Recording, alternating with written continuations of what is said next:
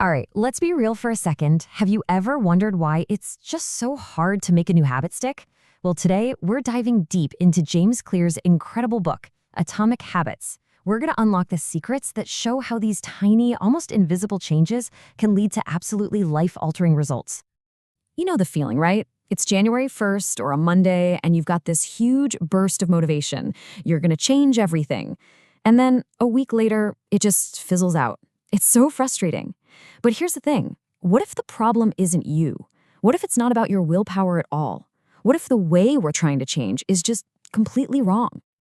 So, our culture is obsessed with the big transformation story, the montage in the movie where someone goes from zero to hero overnight. But James Clear points out that this very mindset is exactly what sets us up to fail. We put all this pressure on ourselves to make some massive, earth-shattering change, and we end up getting so overwhelmed that we burn out before we even really start. Okay, so if these huge leaps are the problem, what's the solution? This is where we get to the core, beautiful, and almost deceptively simple idea of atomic habits. The answer isn't to go from 0 to 100. The real path to incredible improvement is through these tiny little 1% gains, but you have to do them every single day. 1%. That's it. That's the magic number. We're not talking about perfection here, not even close. All you have to ask yourself is, how can I get just 1% better today? Think about it. It's a goal so small, so non-threatening, that it's almost impossible to find an excuse not to do it. Now, I know what you're thinking. 1%? That sounds kind of pointless, right? It's so small. But this is where the magic of compounding kicks in. And the math here is absolutely staggering. Over just 1 year, that tiny daily effort doesn't just add up, it multiplies. You end up, get this, more than 37 times better than when you started. That, right there, is the insane power of just showing up consistently. And James Clear has the perfect way to describe this. He says, habits are the compound interest of self-improvement. I mean, that's brilliant. Every good choice you make, every tiny habit you stick with, it's like putting $1 into a savings account. On its own, it doesn't look like much. But over time, with that sweet, sweet compound interest, the returns are just remarkable. All right, so we're sold on the 1% idea. But how do we actually do it? How do we stay consistent? Well, it takes more than just wanting it. And this brings us to the next massive idea from the book. You have to focus on your systems, not your goals. So what's the difference? Well, think about it like this. A goal is the result you want. Let's say winning a championship. The system, on the other hand, is the process that leads to that result. It's your practice schedule, your diet, your workout routine. Here's the kicker. Winners and losers in any field often have the exact same goals. The real difference? The winners have better systems. And this quote from the book just hits so hard. It says, you do not rise to the level of your goals, you fall to the level of your systems. Wow, just let that sink in. Your results today, they're just a lagging measure of the habits and processes you've been following. So if you want to change the outcome, you can't just wish for it. You have to fix the system that's producing it. Okay, so how do we actually build these better systems? This is where the book gets super practical. James Clear gives us this brilliant, easy-to-use toolkit. He calls it the 4 laws of behavior change. And it's basically a simple framework you can use to build or break any habit you can think of. So, what are these laws? It's 4 simple steps. 1, make it obvious. 2, make it attractive. 3, make it easy. And 4, make it satisfying. These 4 things basically form the feedback loop that drives pretty much all of our behavior. Once you master these, you can literally become the architect of your own habits. So let's dive into that first law. All right, law number 1, make it obvious. See, your brain is always constantly scanning your environment for cues on what to do next. It's why if you see a plate of cookies on the counter, you suddenly want a cookie.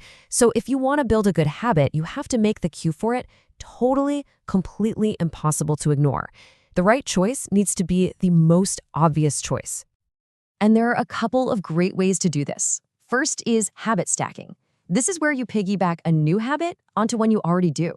So instead of just, I'll meditate, you say, after I pour my morning coffee, I will meditate for 1 minute.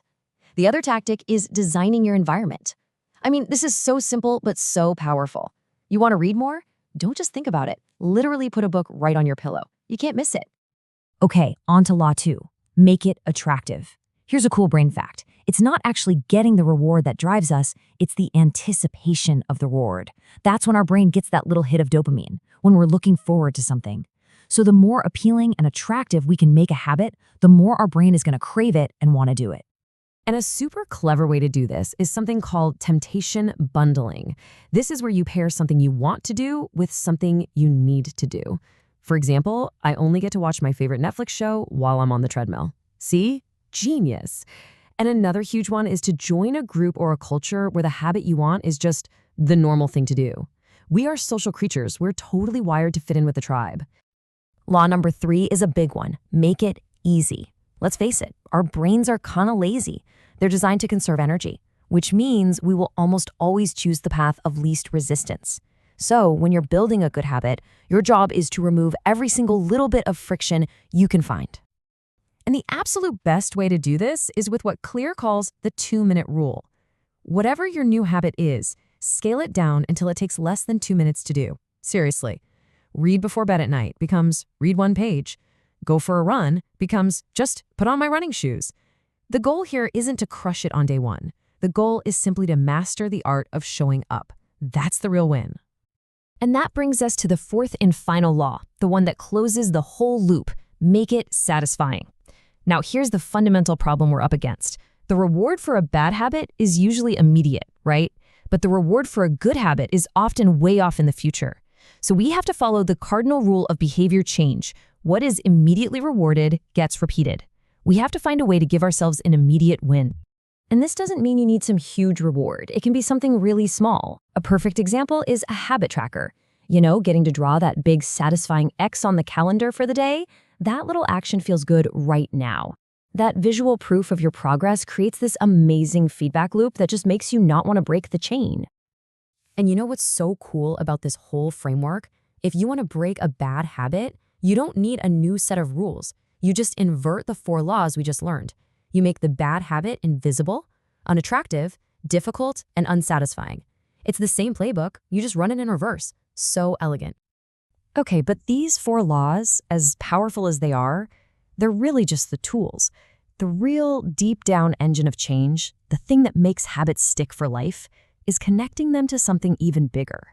This is where we shift from what you do to who you want to become. And this is a really profound shift in how you think about your goals. The goal isn't just to run a marathon. The goal is to become a runner. The goal isn't to write a book, it's to become a writer. See the difference? When you anchor your habits to an identity, making the right choice becomes so much easier. You just have to ask yourself, what would a runner do in this situation? Honestly, this might be the single most powerful idea in the entire book. Think about it like this. Every action you take is a vote for the type of person you wish to become. Every time you go to the gym, you're casting a vote for, I'm a fit person. Each tiny habit is another piece of evidence you're collecting, slowly but surely, to prove your new identity to yourself. So, I want to leave you with this one question. Forget about that big, overwhelming transformation for a second.